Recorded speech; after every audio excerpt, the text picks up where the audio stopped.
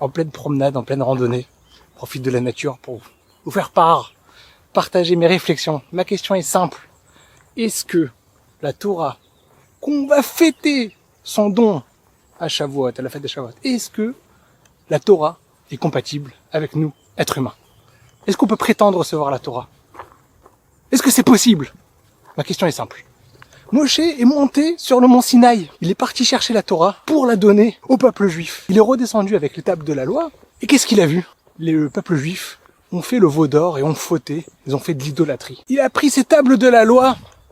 Et quand il les a vues comme ça, avec le veau d'or, il a brisé les tables de la loi. Il les a cassées. Pourquoi? Parce qu'il a vu que c'était complètement incompatible. Le don d'Hachem, les merveilleuses louchot, les tables de la loi. Qu'est-ce qu'il a fait, Moshe? Il les a pris, il les a brisés, il les a cassés. C'est-à-dire que ces tables, quelque part, ils étaient incompatibles avec le peuple juif. Et d'ailleurs, la Gemara nous dit qu'Hachem a félicité Moshe Rabbeinu. Il a dit, c'est bien ce que t'as fait. Bravo, tu devais les casser. Les tables qu'il a attendues depuis la création du monde pour qu'elles soient données à un peuple.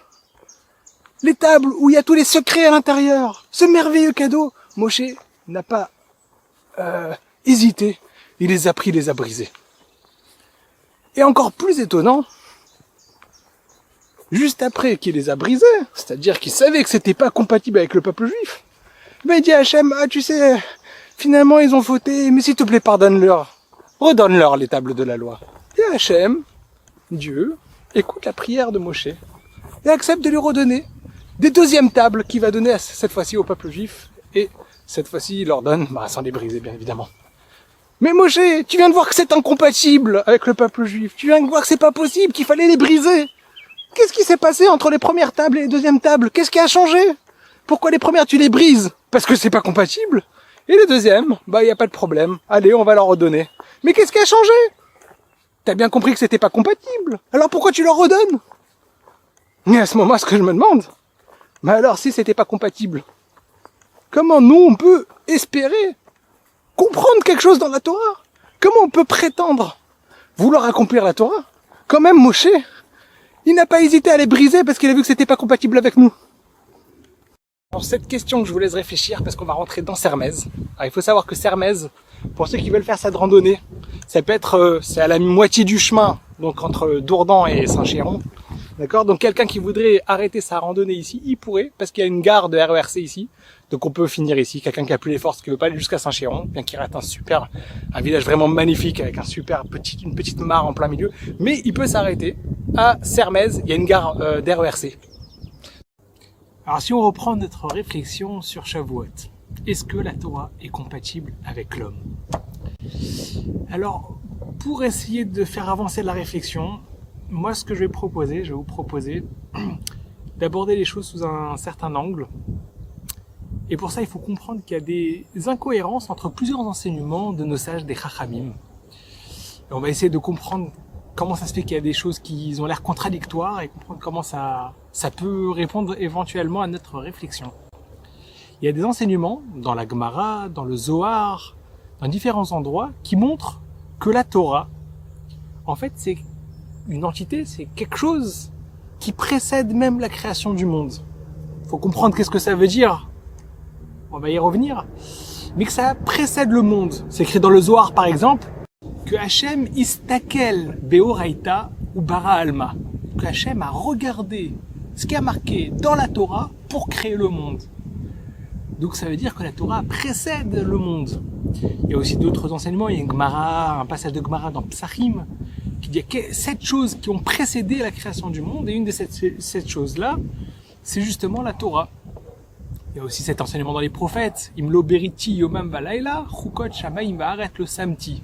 Si je n'avais pas conclu cette alliance avec le monde, c'est-à-dire que ce soit pour étudier la Torah et pour accomplir les mitzvot, je n'aurais pas créé les lois de la terre. Chukot shamayim va'aret, les lois du ciel et de la terre, lo samti, je n'aurais pas placé.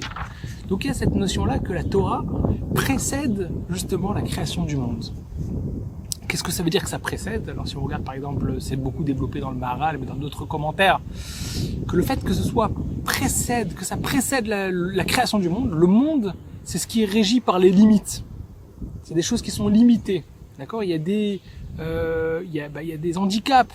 On peut pas aller on peut pas faire n'importe quoi, c'est-à-dire qu'on est quand même limité, on est régi par les lois du monde, qui a un début, qui a une fin, qui est liée au temps.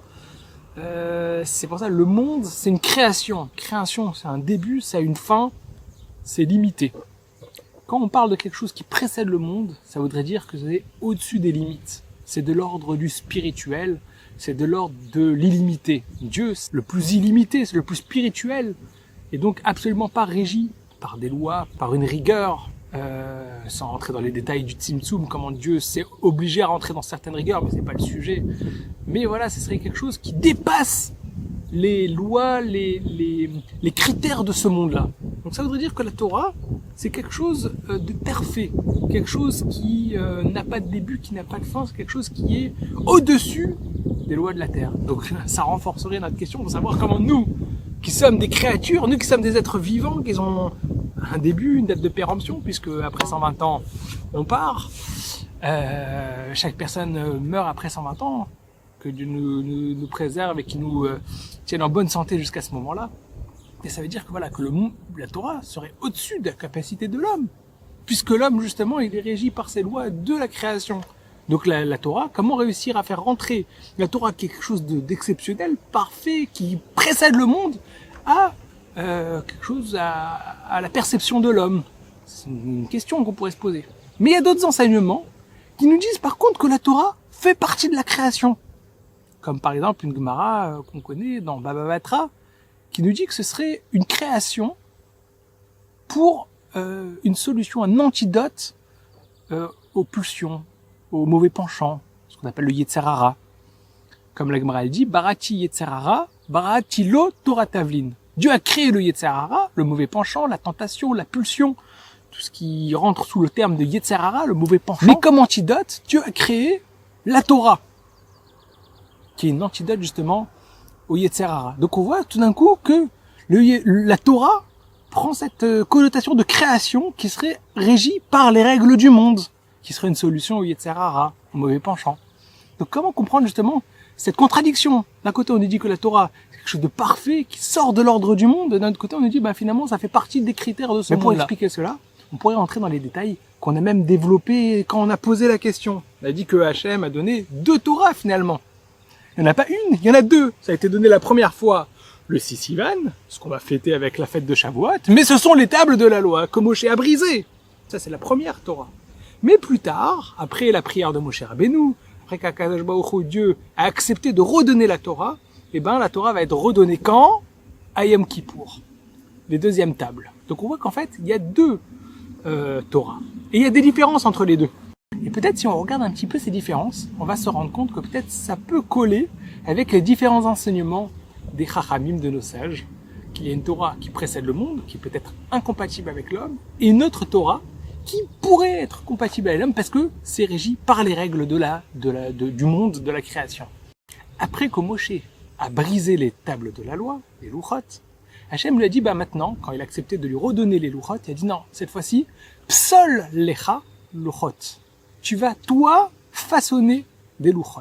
Donc ça veut dire que c'est Moshe, bien que les premières tables, ils avaient été créées par Dieu et transmis à Moshe, d'accord? C'est écrit Ktav, Masé, Elohim, Charut à la Luchot, comme ça c'est écrit, c'était une confection de Dieu, c'était gravé dans la pierre, ça c'était les premières tables, mais les deuxièmes tables, Hachem lui a demandé Psol Lecha, à toi de les façonner. Donc on voit que là tout d'un coup, c'est Moshe qui est un être humain, dans toute sa grandeur, ça reste quand même un être humain, qui a construit les deuxièmes tables. Par contre, quand il a dit, tu vas confectionner ces tables de la loi, tu as dit, Psol Lecha, tu vas les confectionner, Luchot Karishonim.